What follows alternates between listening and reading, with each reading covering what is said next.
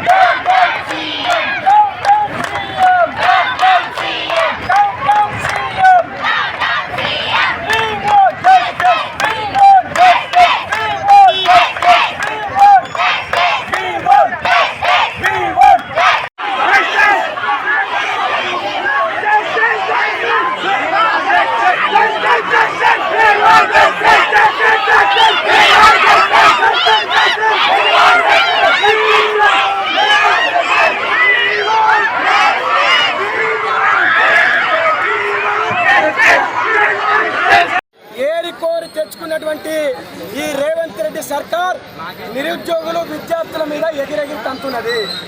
గత ప్రభుత్వము విద్యార్థులను నిరుద్యోగులను నయవంచన చేసింది, మోసం చేసిందని చెప్పేసి ఎన్నికల ప్రచారంలో ఈ యొక్క విద్యార్థులను నిరుద్యోగులను రెచ్చగొట్టి ప్రజాప్రభుత్వం స్థాపించడం అని చెప్పేసి ఈ అధికారంలోకి వచ్చిన తర్వాత మేము విద్యార్థులకు న్యాయం చేస్తాం, విద్యారంగాన్ని పూర్తిగా ప్రక్షాళన చేస్తాం, అధిక నిధులు కేటాయిస్తాం, ఒకే సంవత్సరంలో 2 లక్షల ఉద్యోగాలు భర్తీ చేస్తామన్నటువంటి రేవంత్ రెడ్డి నీ ప్రజాప్రభుత్వం వచ్చింది.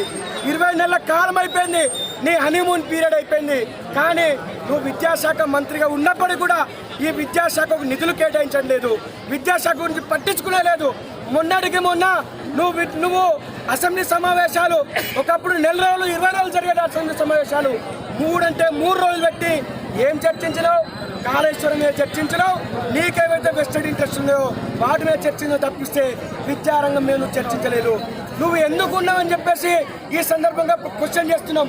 విద్యాశాఖగా వచ్చినటువంటి ఫీజు స్కాలర్షిప్ బకాయిలు ఏవైతున్నాయి 800-500 కోట్లు, ఆ 800-500 కోట్ల రూపాయలను వెంటనే విడుదల చేసి విద్యార్థులు చదువుకోవడానికి మార్గం సుగమం చేయాలని చెప్పేసి ఏపీ తరఫున డిమాండ్ చేస్తున్నాం.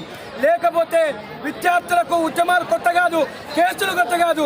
తెలంగాణ ఉద్యమాన్ని నడిపించిన వాళ్ళు ఖచ్చితంగా నీ మీద కూడా ఉద్యమానికి శ్రీకారం చుడతాం. ఎన్ని కేసులైనా జైలు పోరా కార్యక్రమాలు చేపడతాం. మీ యొక్క ప్రభుత్వాన్ని గద్దెదించే వరకు ఏబీపీ నిద్రపోదు. ఈ విద్యార్థి ఉద్యమానికి ఏబీపీ నాయకత్వం వహిస్తుందని చెప్పేసి ఈ సందర్భంగా హెచ్చరిస్తున్నాం. నువ్వు విద్యాశాఖ మంత్రిగా ఉండి కూడా ఈ యొక్క రాష్ట్రంలో విద్యాశాఖను భ్రష్టు పట్టిస్తున్నావు.